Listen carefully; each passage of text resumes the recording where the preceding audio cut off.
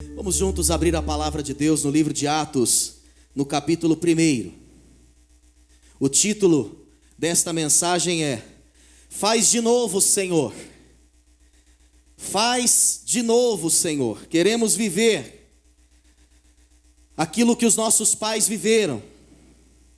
E nesses dias de propósito de Pentecostes, buscando a plenitude do Espírito, essa deve ser a nossa oração em família, a oração individual, a nossa oração como igreja. Deus, nós cremos que o Senhor pode fazer outra vez. Atos capítulo 1. Escrevi o primeiro livro, ó Teófilo, relatando todas as coisas que Jesus começou a fazer e a ensinar, até ao dia em que, depois de haver dado mandamentos por intermédio do Espírito Santo aos apóstolos que escolhera, foi elevado às alturas. A estes também, depois de ter padecido, se apresentou vivo com muitas provas incontestáveis, apresentando-lhes durante 40 dias, ou aparecendo-lhes durante 40 dias, e falando das coisas concernentes ao reino de Deus. E comendo com eles, determinou-lhes que não se ausentassem de Jerusalém, mas que esperassem a promessa do Pai, a qual disse ele: de mim ouvistes. Porque João, na verdade, batizou com água, mas vós sereis batizados com o Espírito Santo, não muito depois desses dias. Então, os que estavam reunidos lhe perguntaram: Senhor, será este o tempo em que restaures o reino a Israel? Respondeu-lhes: Não vos compete conhecer tempos ou épocas que o Pai reservou pela sua exclusiva autoridade, mas recebereis poder ao descer sobre vós o Espírito Santo, e sereis minhas testemunhas, tanto em Jerusalém, como em toda a Judeia e Samaria, e até os confins da terra. Ditas estas palavras, foi Jesus elevado às alturas à vista deles, e uma nuvem o encobriu dos seus olhos. E estando eles com os olhos fitos no céu, enquanto Jesus subia, eis que 2 varões vestidos de branco se puseram ao lado deles, e lhes disseram: Varões galileus, por que estáis olhando para as alturas? Esse Jesus que dentre vós foi assunto ao céu, virá do modo como vistes subir. A gente acredita que a história não se repete. Pelo menos os fatos históricos que se deram numa data e num contexto específicos. O passado não volta para o presente, não enquanto instituição, enquanto fato histórico. Mas aquilo que foi vivido no passado pode ser experimentado no presente, seja algo bom ou ruim. E na verdade, viver nesse tempo histórico é não só construir história, mas é também receber um legado que nos foi deixado. E biblicamente falando, o povo de Deus, ele pode sempre experimentar algo novo. Há um mover específico de Deus para cada geração, muito embora a palavra seja a mesma, os princípios sejam os mesmos, o Deus seja o mesmo. O autor de Hebreus, escrevendo o seu texto, ele nos afirma no capítulo de número 11: por haver Deus preparado coisa superior a nosso respeito, para que eles sem nós não fossem aperfeiçoados. Então é possível que a nossa geração viva sim um Pentecostes, a semelhança daquilo que os irmãos e irmãs da primeira igreja, ou melhor, da igreja primitiva, viveram. Podemos não só viver essa experiência, como podemos ir além. É importante que possamos olhar para o livro de Atos, que tem sido base para os nossos devocionais, não como um escrito que relata o final de um tempo. Ao escrever este texto, Lucas ele inicia com as seguintes palavras: aquilo que Jesus começou. Este texto, portanto, ele nos fala do começo. Ele nos fala do ponto de partida e não da linha de chegada. Ao olharmos para o livro de Atos, nós precisamos nos inspirar e crer que este Deus que vivo está, este Deus que é autossuficiente, este Deus continua agindo, e nós queremos reafirmar aqui que cremos na contemporaneidade dos dons, nós cremos na contemporaneidade do fruto do Espírito, nós cremos na atualidade da intercessão do Espírito, nos ajudando a orar, nos ensinando as Escrituras, interpretando os mistérios de Deus, nos revelando aquilo que está no coração do Pai. Nós cremos que esse Espírito de Deus que habita em nós, está agindo neste lugar, nesta cidade, aí na sua casa também, nesta noite, porque este Deus vivo está o mesmo Deus. Agora, é fundamental que a igreja de hoje crie a mesma ambiência da igreja primitiva. É indispensável que façamos das nossas casas um ambiente, um clima propício para a manifestação do Espírito de Deus em sua plenitude. Quando nós olhamos já para o primeiro capítulo de Atos, nós vemos aqui esta igreja, pela ação do próprio Deus, preparando-se com um clima que se tornou favorável para a manifestação do Espírito, para a descida do Espírito, para o Pentecostes. Esse clima, ele envolve algumas posturas e algumas atitudes. Se almejamos que Deus faça de novo aquilo que já aconteceu na história uma vez, nós precisamos, em primeiro lugar, criar um clima de expectativa e espera. Não há atalhos para o crescimento espiritual. Jesus queria ensinar isso aos seus discípulos, por isso o versículo 4 do capítulo que lemos diz que eles deveriam permanecer em Jerusalém. E não apenas permanecer, mas eles teriam que esperar. Esse clima de espera não representaria uma postura apática, mórbida, incrédula da igreja, mas sim, quanto mais se esperava, mais a expectativa crescia nos seus corações acerca da plenitude do Espírito Santo e do Pentecostes. Essa espera não dependeria também do entendimento total de todas as coisas. Parece que é mais fácil descansar e esperar quando a gente sabe de tudo que vai acontecer. Temos vivido dias em que nem mesmo autoridades da saúde conseguem nos passar informações fidedignas. E isso muitas vezes gera uma ansiedade por não estarmos no controle. Mas, na verdade, isso não deveria fazer parte da nossa vida, porque o cristão desde sempre se caracterizou pela sua dependência total do Senhor, e não pelo controle total das circunstâncias. Ser cristão, meu irmão, é abrir mão do leme. Ser cristão é deixar Cristo pilotar a vida. Ser cristão é depender do pão diário. Ser cristão é não necessariamente querer saber todas as coisas, conhecer propósitos eternos na sua totalidade. Observe você que os discípulos chegaram para Jesus e lhe perguntaram: será este o tempo em que restaures o reino a Israel? Eles queriam saber mais do que deviam. Talvez nesse contexto, nós também nos pegamos com perguntas absurdas, sem respostas. Deus não tem a obrigação de responder sempre do jeito que queremos. Deus é mistério, e existe algo que Ele reserva para a sua glória e soberania. Então, esperar pelo mover do Espírito, ou mesmo no nosso caso também esperarmos pela passagem, pela finalização dessa quarentena. Esperar não significa entender tudo o que está acontecendo. Talvez você olhe para a sua vida, para a sua empresa, para algumas áreas de sua realidade de vida, e você faça perguntas. Não nos cabe nesse momento fazermos perguntas. Nesse momento nos cabe fazermos declarações de fé. As declarações de fé trazem paz para o coração. As perguntas inquietam mais a alma, sobretudo perguntas sem resposta.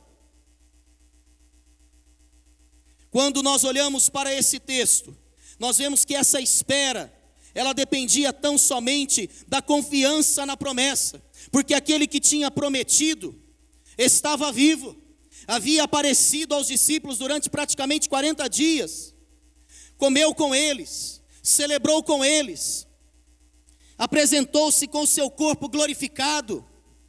Este Cristo foi visto subindo às alturas na sua ascensão. Então essa confiança deveria fazer com que a atenção desses irmãos estivesse tão somente no cumprimento da vontade de Deus. Quem sabe nesses momentos nós somos tentados a desviar o nosso foco. E quem sabe a espera acaba fazendo a gente colocar a nossa própria necessidade em primeiro lugar.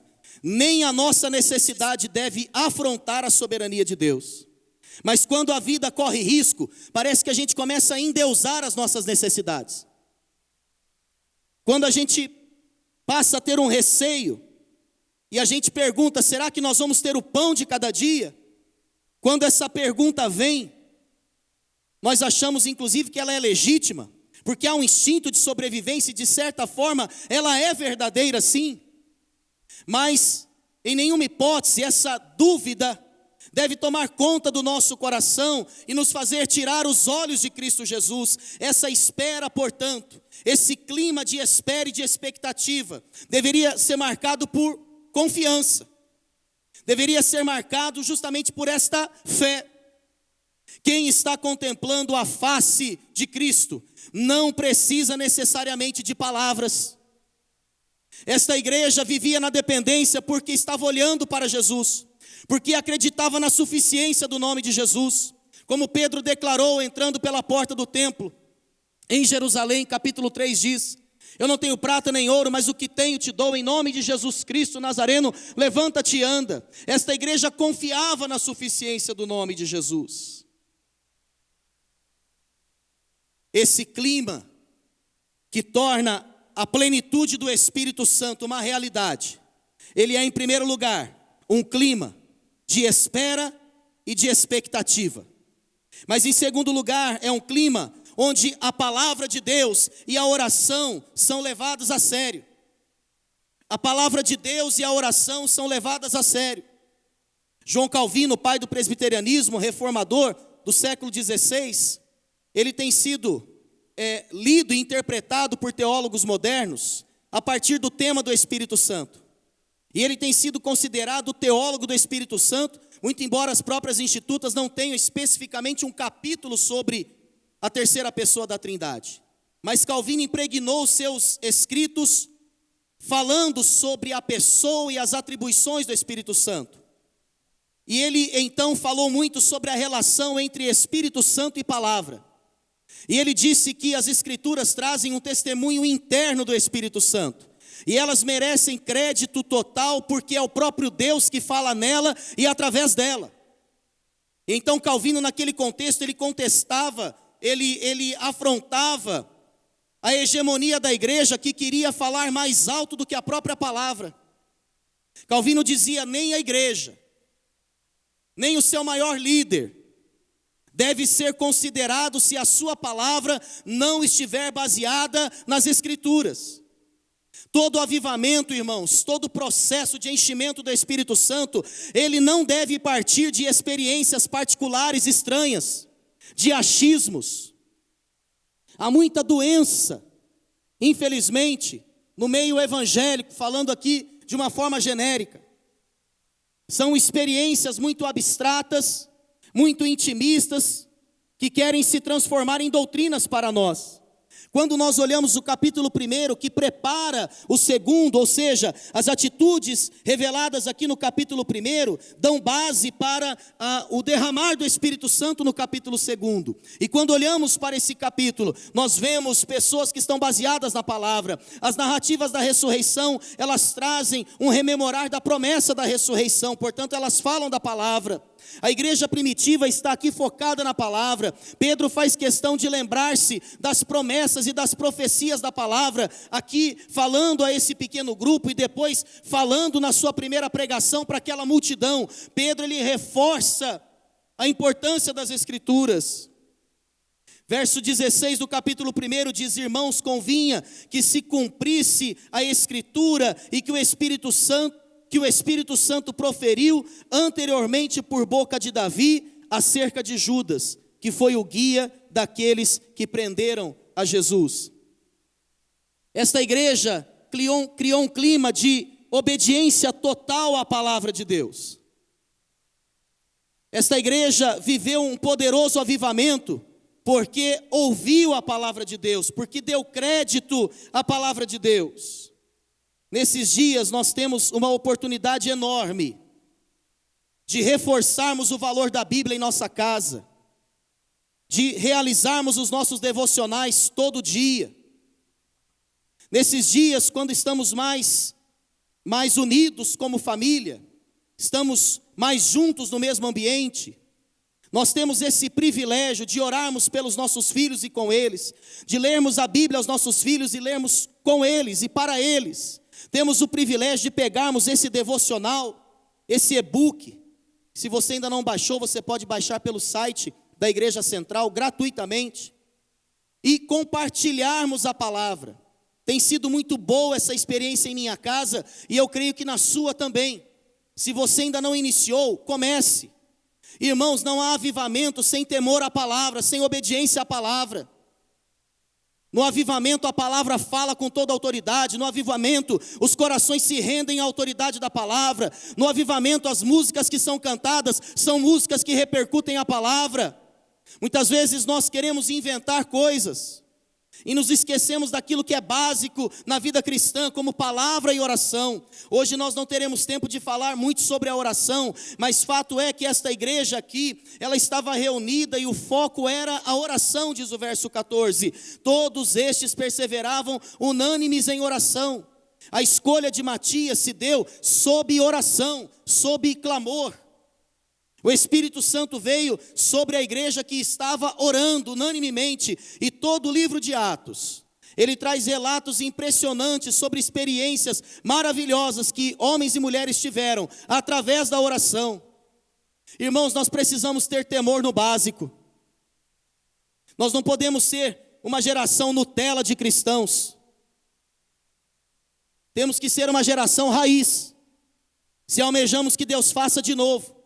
E a geração raiz, ela pode nos ser demonstrada quando nós olhamos, por exemplo, para os cabelos grisalhos que frequentam as nossas igrejas. E muitos já nem podem mais vir por conta de debilidades físicas. Temos visitado como pastores esses irmãos e servimos ceias em suas casas. Agora não podemos, mas temos conversado com eles pelo telefone. Essa semana, 2 testemunhos, pastor Emerson, me marcaram demais. Primeiro testemunho da irmã Zizi. Liguei para ela, não pôde atender, ela retornou. Ela disse: pastor, a Célia já baixou para mim o devocional. E ela inclusive disse: eu já estou aprendendo a música do Pentecostes. Interessante como essas pessoas, elas valorizam aquilo que tem que ser valorizado. Aí você diz: mas pastor, essas pessoas já estão aposentadas, elas têm tempo para ler a Bíblia. Meu irmão, se a minha rotina de vida não me dá tempo para ler a Bíblia, eu preciso repensar a minha vida. Não importa qual seja a minha idade, não importa o que eu faça. Até nós pastores estamos sendo desafiados a abrir a Bíblia e ler a Bíblia, não para preparar um sermão, mas para sermos edificados, de uma forma simples, no anonimato. E um outro testemunho, que também marcou muito o meu coração, é da irmã Evanil Araújo. E ela disse: pastor, eu sei que eu estou limitada ainda mais nesses dias, nem meus filhos têm vindo em casa.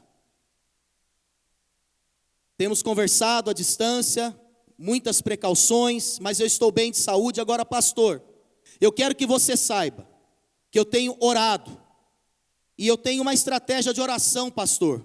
Escuta a estratégia dessa irmã. Ela ora pelas pessoas da sua família usando os salmos. Então, reverendo Osni, ela faz assim: se um neto tem 8 anos, ela ora por aquele neto usando o Salmo 8. Aí o genro tem 40 ou tem 50, ela usa este salmo. Eu falei: então, minha irmã, a partir de hoje comece a orar por mim usando o Salmo 22. Brincadeira, usando o Salmo 40. Essas pessoas, irmãos, elas apresentam esse temor na sua manifestação mais bela. E vamos lembrar que a igreja primitiva era uma igreja que temia a Deus. Quando nós lemos o capítulo 2, verso 43, possivelmente algum pastor falará sobre isso, mas temor neste texto significa espanto, assombro, admiração ou reverência, respeito e honra. Nós entendemos que uma igreja está passando por um avivamento, quando em plena quarentena temos aqui uma pequena multidão, pessoas que estão com sede da palavra. Louvado seja Deus pela sua vida. E se isso está chegando aí no seu carro, pisca a luz aí por gentileza agora. É o nosso amém, é a nossa concordância a esta palavra. Louvado seja Deus. E que sejamos uma igreja cada vez mais temente ao Senhor, porque uma igreja que teme a Deus, ela respeita sim tudo que está ao seu redor, mas ela não se curva aos ditames desse mundo. Que possamos nesse avivamento entender que há mais de Deus para nós. Nós queremos de novo, diga isso ao Senhor: Espírito de Deus, eu quero chorar de novo. Espírito de Deus, eu quero me derramar mais uma vez, como já aconteceu em minha carreira espiritual. Senhor, eu quero ter fome novamente da tua palavra. Senhor, me ensina a orar como a igreja primitiva orava. Senhor, me faz rever a rotina, para que na minha rotina haja tempo para a leitura da palavra e para a oração. Você já imaginou, meu irmão, se todas as decisões fossem tomadas debaixo de uma nuvem de oração, debaixo de um clima onde a palavra ela é central na nossa vida? Imagina como seria diferente a nossa rotina e a nossa vida. E para fechar essa palavra, é importante que a gente entenda que o avivamento, ele acontece de novo quando nós criamos um clima de compromisso com a missão. Compromisso com a missão. É fato que Deus, como Pai, Ele se dá a conhecer aos seus filhos. Ele quer relacionar-se com seus filhos. Ele quer desfrutar da presença dos seus filhos. Como pai, ele anseia por ouvir a voz dos seus filhos. Como pai, ele conhece o coração dos seus filhos. Portanto, ele se dá todos os dias. Mas precisamos entender que os filhos, eles precisam almejar cada vez mais esses tempos de intimidade com o pai. E nós precisamos entender que Deus não derramará da plenitude do seu Espírito só porque somos filhos. Ser filho é um trunfo, é uma garantia de céu, é uma garantia eterna. Só tem o Espírito quem é filho, enquanto selo. Mas infelizmente há muitos filhos em cujas vidas o Espírito Santo tem estado sufocado. O simples fato de termos entregado a nossa vida a Jesus num determinado dia não nos garante essa plenitude, esse mover, esse enchimento. Quando nós olhamos para esse capítulo, nós vemos que o Espírito Santo, ele foi derramado sobre filhos e filhas que tinham um propósito sublime. O propósito de glorificar o nome de Jesus no cumprimento da missão. Quando nós olhamos para este texto, verso 8 diz que o Espírito viria com seu poder, para que os discípulos se tornassem testemunhas em Jerusalém, Judeia, Samaria e até os confins da terra. O Espírito encheu esta igreja que espalhou Jerusalém e o mundo com a mensagem do Evangelho. Aliás, essa plenitude veio também sobre Matias, que foi escolhido como o novo apóstolo. E assim aconteceu porque ele foi enquadrado nesse ministério, segundo diz Pedro, do apostolado, ministério da missão.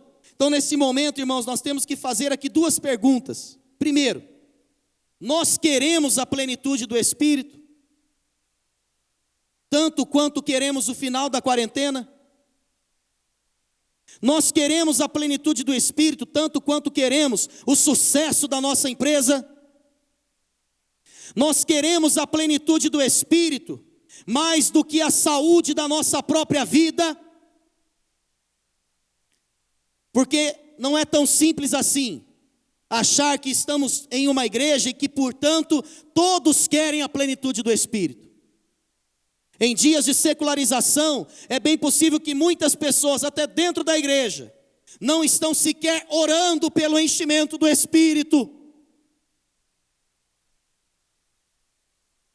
A segunda pergunta é, se respondemos a primeira de forma afirmativa, sim, nós queremos a plenitude. Agora a questão é, para que queremos tal experiência? Para que queremos plenitude do Espírito? Com certeza o Espírito não vai encher corações de pessoas que simplesmente lustram bancos da igreja. O Espírito não vem com a sua plenitude sem um propósito missionário. Carimbe a sua oração e o seu clamor pelo enchimento do Espírito, firmando um compromisso de ser mais intenso no serviço do reino de Deus. Quando nos comprometemos com as prioridades missionárias de Deus, Deus derrama da plenitude do seu Espírito.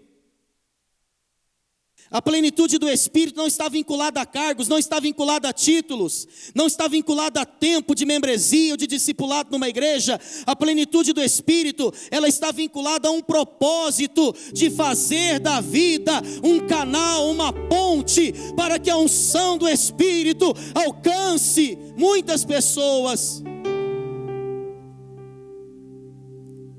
Quem sabe pela fé nós temos que mudar a nossa oração, pedir perdão a Deus. Senhor, nos perdoe, porque nós queremos mais a nossa própria vida do que o enchimento do Teu Espírito. Porque nós, de uma forma imatura, concebemos uma vida que não passa pela plenitude do Espírito. Nós acreditamos numa falácia que é possível viver sem a plenitude do Espírito. E aí nós vamos sendo enganados por Satanás na nossa frieza espiritual. Os relacionamentos vão se deteriorando, a ansiedade toma conta e já não dorme. Aí já não vive em paz. Aí a paz depende muito da circunstância. Porque quando a paz não é esse desfrute da presença, ela vai depender de circunstâncias pontuais. Por isso, nesses dias nós estamos reaprendendo a sermos crentes, a sermos cristãos. Eu quero encerrar essa palavra repercutindo aqui o pensamento de Leonard Ravenhill. Ele foi muito conhecido no século XX, um grande avivalista britânico. Falou muito sobre oração e avivamento. Escreveu uma obra, Por que tarda o pleno avivamento? E ele disse assim: todo mundo quer uma nova definição de cristianismo. Meu irmão, deixa eu parar aqui para dizer, se o meu cristianismo está errado, não é a palavra que está errada, é a minha forma de vivê-la.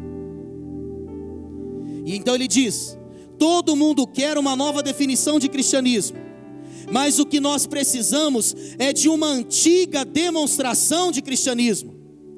O que nós precisamos é que Deus faça de novo, que Deus nos leve de volta ao jardim, que Deus nos faça viver o Pentecostes que a igreja primitiva viveu.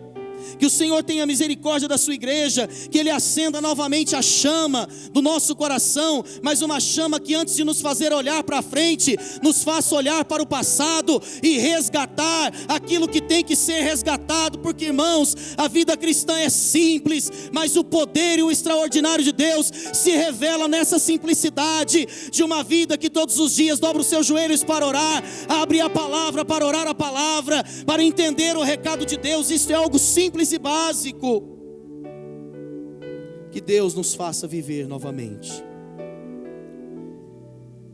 Aí no seu carro, cante esse refrão e na sequência nós vamos orar. Aleluia. Santo Espírito, lindo Espírito, vem me leva de volta ao jardim, onde a brisa do teu vento no silêncio se movia em mim. Santo Espírito, fogo santo, Pentecostes eu quero viver, sacrifício agradável a ti. Aleluia. Vem e enche-me com teu poder. Espírito de Deus, enche-nos uma vez mais. Espírito de Deus, pega esse teu filho, essa tua filha dentro desse carro agora. Traz uma unção de quebrantamento, Espírito Santo. Ó Espírito de Deus, toma essa pessoa que está acompanhando agora em sua casa, pelo rádio. Senhor, toma a nossa vida. Ah, Jesus querido, nós queremos experimentar aquilo que os nossos pais da fé experimentaram. Faz outra vez, Espírito Santo. Tu és Deus vivo, Deus presente. Nós cremos que o Senhor pode fazer não só o que já fez, porém muito mais. E nós queremos, Pai, gera em nós essa sede por uma plenitude. Dá-nos, ó Deus, um propósito missionário que possa, Senhor Jesus, justificar cada experiência que temos buscado, cada dom pelo qual temos dobrado os nossos joelhos. Ah, Senhor, nós queremos mais de Ti. Tem misericórdia, Senhor, das nossas vidas nesses dias, e que assim possamos mesmo, para a Tua glória e louvor, impactar essa sociedade com o Teu poder. É a nossa oração no nome de Jesus.